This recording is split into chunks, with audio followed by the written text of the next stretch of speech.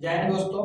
आज मैं आप लोगों के लिए जो है बौद्ध धर्म से जो कुछ इंपॉर्टेंट क्वेश्चन लेके आया हूँ। तो जो भी बच्चे बीपीएससी टीचर वाले या बिहार कांस्टेबल वाला या एसआई का एग्जाम देने वाले उनके लिए क्वेश्चन बहुत ही इंपॉर्टेंट हो जाएगा, क्योंकि बौद्ध धर्म एक ऐसा टॉपिक है जिससे एक ना दो क्वेश्चन जो आपके एग्जाम में आएगा। तो हम चलिए क्वेश्चन को देखते हैं। देखिए पहला क्वेश्चन मैंने क्या कराया कि गौतम बुद्ध का जन्म कहाँ हुआ था। गौतम बुद्ध का जन्म कहाँ हुआ था। देखिए गौतम बुद्ध का जो जन्म आपको जो है चलो 563 बीसी में जो है 563 बीसी में नेपाल में एक जगह है कपिल वस्तु। क्या है? कपिल वस्तु। इस कपिल वस्तु के जो है उसमें भी एक जगह है लुम्बिनी। क्या है? लुम्बिनी। तो उसी लुम्बिनी में जो है महात्मा बुद्ध का जन्म जो है 563 बीसी में हुआ था। कब हुआ था? 563 बीसी में। इसका सही आंसर क्या हो जाएगा कि गौतम बुद्ध का जन्म कहाँ हुआ था? तो इसका सही आंसर हो जाएगा लुम्बिनी में। और अगर पूछा जाए देखिए महात्मा बुद्ध के जो बचपन का नाम था वो सिद्धार्थ था। क्या नाम था? सिद्धार्थ। बचपन के नाम का क्या होगा? सिद्धार्थ नाम था। इनके जो पिताजी का नाम था वो सूत्रोधन था। इनके पिताजी का नाम क्या हो गया? सूत्रोधन। सूत्रोधन। और ये सूत्रोधन जो थे इनके पिताजी आपको शाक्य कुल के प्रधान थे। शाक्य कुल के प्रधान कहने का मतलब ये हो गया कि आप सभी को पता है कि महात्मा बुद्ध जो है आपको क्षत्रिय थे यानी कि राजपूत थे, और उनके पिताजी जो है एक राजा थे। तो वही पूछ रहा है कि जो है ये जो एग्जाम में क्वेश्चन पूछा हुआ है कि महात्मा बुद्ध के पिताजी सूत्रोधन जो है कुछ कुल के प्रधान थे, तो शाक्य कुल के जो है प्रधान थे। अगर इनकी मम्मी का नाम पूछा जाए तो इनकी मम्मी का नाम हो गया महामाया। मम्मी का नाम क्या हो गया?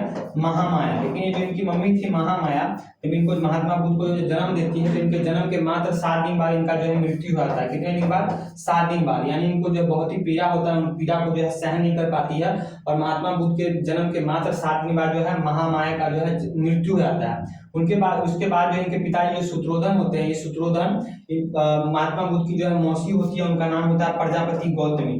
प्रजापति गौतमी से जो है शादी कर लेते हैं, और फिर यही प्रजापति गौतमी जो है महात्मा बुद्ध का जो है लालन पालन करती है। तो महात्मा बुद्ध की जो है मम्मी कौन हो जाती है? तो प्रजापति गौतमी हो जाती है।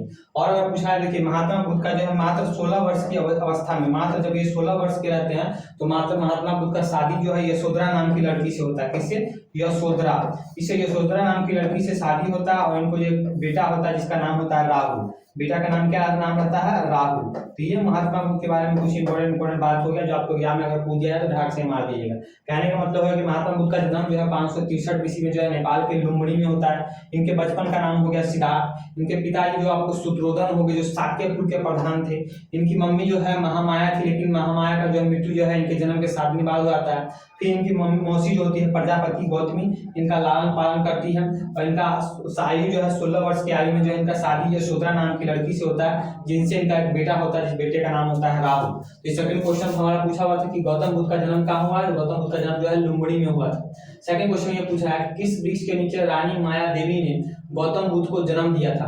यानी किस वृक्ष के नीचे जो है गौतम बुद्ध का जन्म हुआ था। देखिए गौतम बुद्ध का जन्म जो आपको जो है साल वृक्ष के नीचे जो है, नेपाल में लुम्बिनी है, उसी लुम्बिनी जो है साल का पेड़ था, उस साल वृक्ष के नीचे जो है इनका जन्म हुआ था। लेकिन ज्ञान का प्राप्ति अगर पूछा जाए कि महात्मा बुद्ध का ज्ञान का प्राप्ति किस वृक्ष के नीचे हुआ था, तो पीपल का वृक्ष हो जाएगा। क्या हो जाएगा? पीपल का वृक्ष। तो इस दोनों में कंफ्यूजन ही होगा। साल का वृक्ष आप सभी ने देखा होगा, अगर नहीं देखा होगा तो गूगल में देखिएगा। ऐसे ऐसे चौड़ा चौड़ा पत्ता होता है, उसी को जो है साल का वृक्ष कहते हैं, और पीपल का वृक्ष जो आप लोग सभी लोग जानते हैं।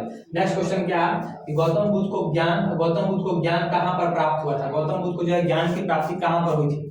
देखिए जब गौतम बुद्ध का जब जन्म ही होता है तो जन्म के बाद ही जो है महात्मा बुद्ध जो होते हैं तो आपको सांसारिक मोह माया से में जो फंसना नहीं चाहते हैं। उनका अलग ही लेवल होता है, अध्यात्म की तरफ जाना चाहते हैं। जबरदस्ती उनके पिता जो है उनको सांसारिक मोह माया फंसाने के लिए 16 वर्ष की अवस्था में उनका शादी कर देते हैं।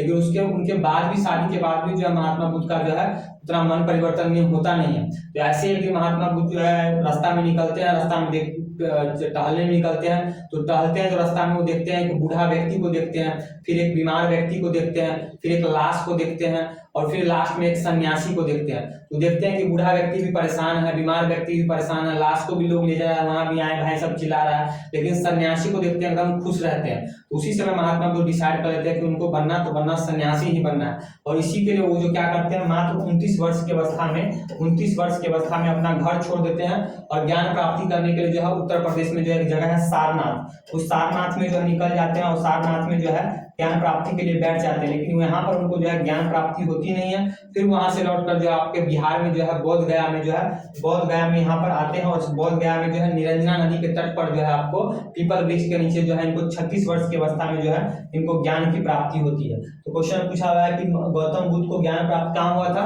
तो गौतम बुद्ध को ज्ञान प्राप्ति जो है बोध गया में हुआ था। आपको बोध गया में जो है निरंजना नदी के तट पर जो है पीपल वृक्ष के नीचे।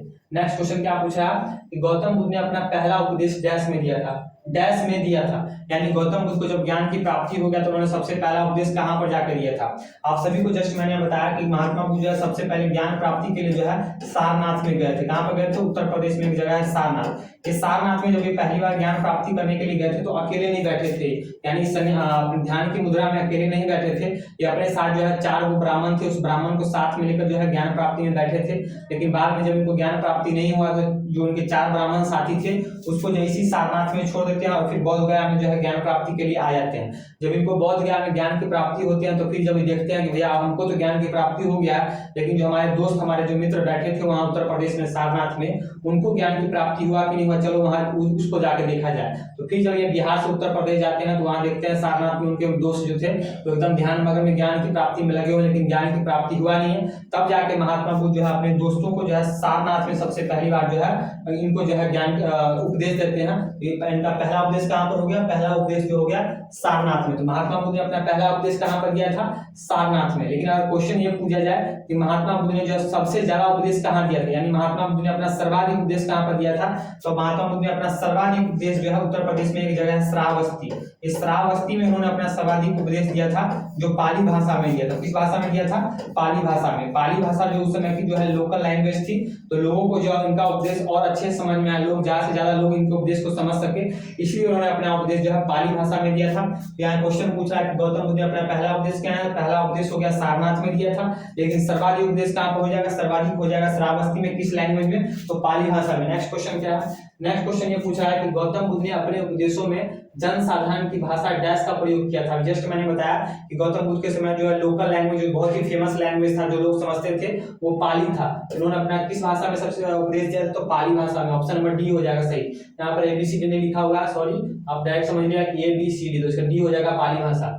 नेक्स्ट क्वेश्चन क्या है कि बौद्ध धर्म में दिए गए आचार के नियम को डैश कहा जाता है। बौद्ध धर्म में दिए गए आचार के नियम को डैश कहा जाता है।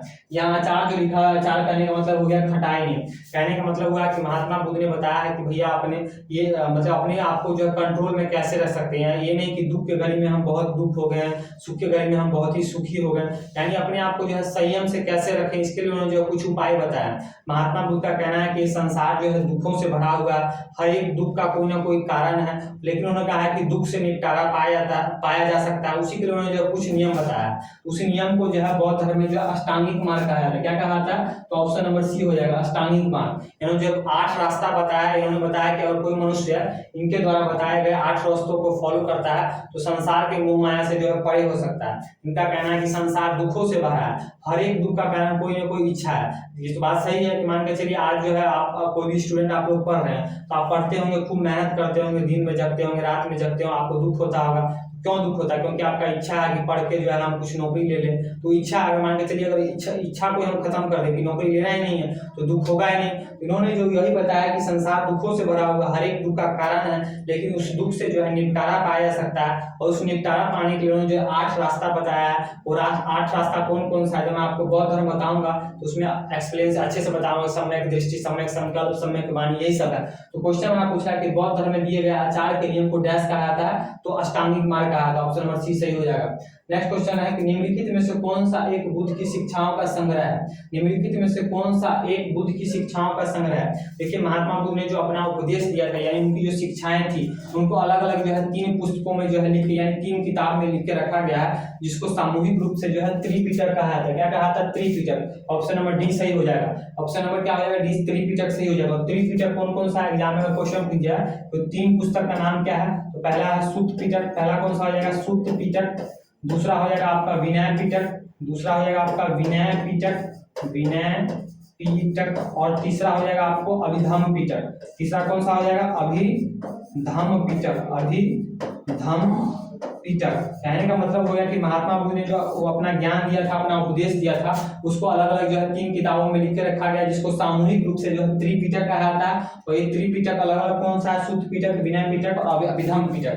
नेक्स्ट क्वेश्चन पेश किया जाए। नेक्स्ट क्वेश्चन है कि उन स्तंभधार भवनों को क्या कहते हैं जिनमें बौद्ध भिक्षु पूजा करते हैं। कहने का मतलब क्या है कि क्वेश्चन ये पूछ रहा है कि उस जगह को क्या कहा जाता है जहां पर जो है बौद्ध भिक्षु जाके पूजा करते हैं। जैसे कि हम लोग हिंदू धर्म में जहां पूजा करते हैं उस पूजा स्थल को जो है मंदिर कहा जाता है, ईसाई लोग पूजा करते हैं उसको गिरजाघर या चर्च कहा जाता है। उसी प्रकार पूछ रहा है कि बौद्ध धर्म में जो भिक्षु जहां पूजा करते हैं उसको क्या कहा जाता है? देखिए उसको चैत्य कहा जाता है। क्या कहा जाता है? चैत्य। चैत्य देखिए एक प्रकार का जो ऐसे मकान होता है, ऐसे मकान होता है ऐसे करके गोल कलर का, इसके बगल बगल में ऐसे बहुत सारा पिलर होता है। क्या होता है? पिलर। और बीच में जो है स्तूप यानी मूर्ति रखा होता है जिसमें बौद्ध भिक्षु जाके जो है पूजा करते हैं। वही क्वेश्चन पूछ रहा है कि उन स्तंभधार भवनों को, स्तंभ मतलब हो गया पिलर, भवन मतलब हो गया मकान। तो मैंने आपको जस्ट समझाया कि ऐसे टाइप का मकान होता है और बीच में बहुत सारे पिलर होते हैं और बीच में स्तूप रखा होता है जहां बौद्ध भिक्षु जाके पूजा करते हैं। इस पूजा स्थल को जो है बौद्ध धर्म में जो है चैत्य कहा जाता है। इसका ऑप्शन नंबर 20 सही हो जाएगा। नेक्स्ट क्वेश्चन क्या है कि बुद्ध के प्रथम प्रवचन को क्या कहा जाता है? देखिए महात्मा बुद्ध के जीवन में जो है 3 प्रमुख घटनाएं हुई थी जिसको बौद्ध धर्म में जो अलग अलग नाम दिया गया है। जैसे कि पहला, जब महात्मा बुद्ध जो अपना 29 वर्ष की अवस्था में जो अपना घर छोड़ देते हैं तो उसको बौद्ध धर्म में जो है धम्मचक्र परिवर्तन महाभिनिष्कर्मण कहा गया। क्या कहा गया है? महाभिनिष्कर्मण। यानी कि जब महात्मा बुद्ध 29 वर्ष की अवस्था में अपना घर छोड़ देते हैं, गृह त्याग देते हैं, इसको बौद्ध धर्म में जो है महाभिनिष्कर्मण कहा गया। गृह त्याग को क्या कहा गया? महाभिनिष्कर्मण। और जब इनको ज्ञान की प्राप्ति हो जाती है 36 वर्ष की अवस्था में तो उसको जो है बौद्ध धर्म में जो है धर्मचक्र परिवर्तन कहा गया। क्या कहा गया है? धर्मचक्र परिवर्तन। यहाँ राइटिंग पर जाइएगा, यहाँ पर आप समझिए, ये याद रखिए, धर्मचक्र परिवर्तन कहा गया है। उपदेश को क्या कहा गया है? ज्ञान प्राप्ति को क्या किया गया है? धर्मचक्र परिवर्तन। और वही जब महात्मा बुद्ध का जब मृत्यु हो जाता है, जब महात्मा बुद्ध इस संसार को छोड़कर चले जाते हैं तो उसको बौद्ध धर्म में जो है महापरिनिर्वाण कहा गया। महापरिनिर्वाण। ये सभी क्वेश्चन एग्जाम में पूछा हुआ है अलग अलग टाइप से, इसलिए इसको याद रखिएगा। मैं यहाँ पर मृत्यु देता हूँ, मृत्यु यानी महात्मा बुद्ध के जीवन में जो है 3 प्रमुख घटनाएं होती है जिसको बौद्ध धर्म में जो है अलग अलग नाम दिया गया। जैसे कि महात्मा बुद्ध जब 29 वर्ष की अवस्था में ज्ञान प्राप्ति के लिए अपना घर छोड़ देते हैं तो उसको बौद्ध धर्म में जो है महाभिनिष्कर्मण कहा गया। जब उनको ज्ञान की प्राप्ति होती है तो उसको बौद्ध धर्म में जो है धम्मचक्र परिवर्तन कहा गया। और जब इनको जो है अपना शरीर छोड़ देते हैं, जब इनकी मृत्यु आती है तो उसको बौद्ध धर्म में जो है महाभिनिष्कर्मण कहा गया, सॉरी महापरिनिर्वाण कहा गया। तो क्वेश्चन पूछ रहा है कि बुद्ध के प्रथम प्रवचन को क्या कहा था?